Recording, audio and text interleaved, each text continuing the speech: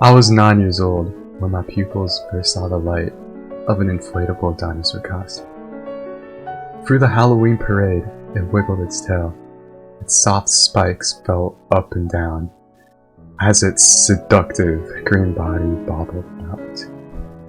Inflatable dinosaurs are a statement of intimacy with oneself. It takes great dignity and pure desire to express oneself in the glory of such a creation. Many people in my life have suggested that they may wear the costume, yet, being the flakes they are, they never reach that level of salvation. As such, in this experiment, we seek to investigate the current Doherty Valley High School population's consistency in honoring a promise to wear a dinosaur costume.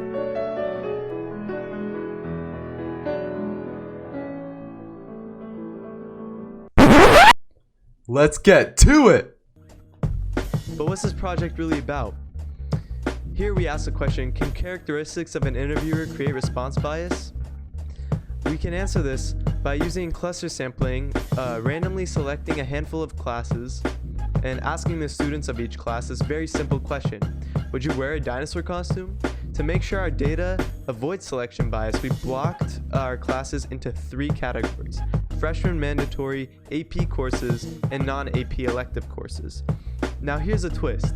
Since we have 2 classes per category, half of these classes will see the surveyor holding the dinosaur costume, and the other won't initially see the surveyor holding the dinosaur costume. Only after we collect the responses to our survey will we reveal the true cause of our survey, graciously pulling out the dinosaur costume from an inconspicuous backpack and seeing who really will actually wear the dinosaur costume. This way we can find out who's the flakes and fakes and who will really rise up to the occasion and embrace Dino.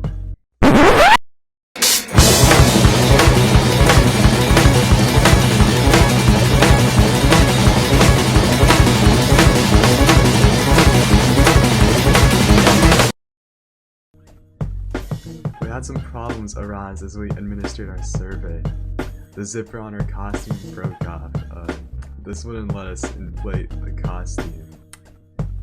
But Ashkelon fidgeted with it for like a good 5 minutes and it was fixed miraculously.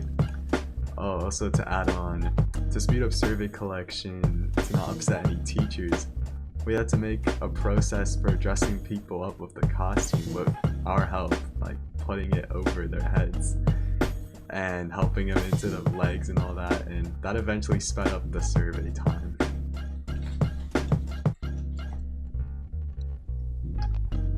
Here's our graphs. You can see a clear difference between survey results when the surveyor held out the costume than when we didn't. Let me show you that.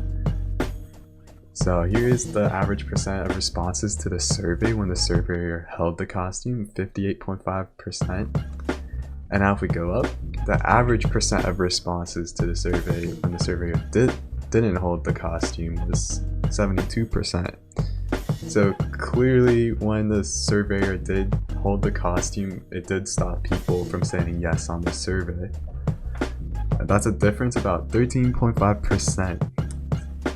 Now, the difference between the number of people who wore the costume between us having and not having the costume out is much less significant. So let me show you those graphs. So we have the average percent of those who wear the costume when surveyor doesn't hold the costume. So we got 22%. And meanwhile on our other graph we got 26%, a 4% difference for those who did wear the costume when the surveyor held it out. So you can tell that perhaps the issue of survey bias only mattered in certain cases. Now, in our histogram, we have some data that clearly shows that freshmen have like a tendency to be very lively. As you can see in the proportional responses to yes on the survey, it's remained pretty constant, not necessarily the highest out of all of them, but when we got to the actual dinosaur wearing, they were one group that was definitely very consistent in wearing the dinosaur costume, along with others such as the APs. Now,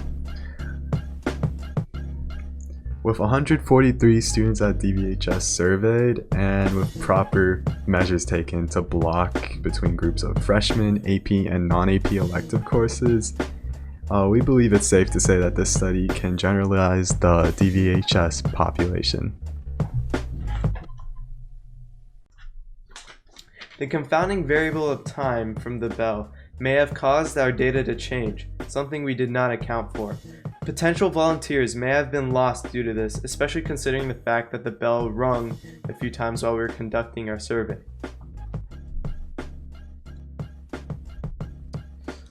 We also saw that there was a great disparity in gender, with boys being more predominant within the population of those who wore the costume. Some things we would like to change for any future surveys would be making sure that we have enough time before the bell rings to conduct our survey. We would also like to take account for gender, asking participants for their gender as well. Alright, buckos, thanks for tuning in. So, on this episode of dinosaur costume wearing, we figured out that people are fake, don't actually wear dinosaur costumes. Kinda sucked. Yeah, like I would think like people at the school actually like would honor what they say, but I was really disappointed to find out a good chunk of people out there really won't stick to their word. It's just very disappointing. These findings truly do show something about humanity, don't they? Truly. Alright, bye, thank you. Thank you. Nice.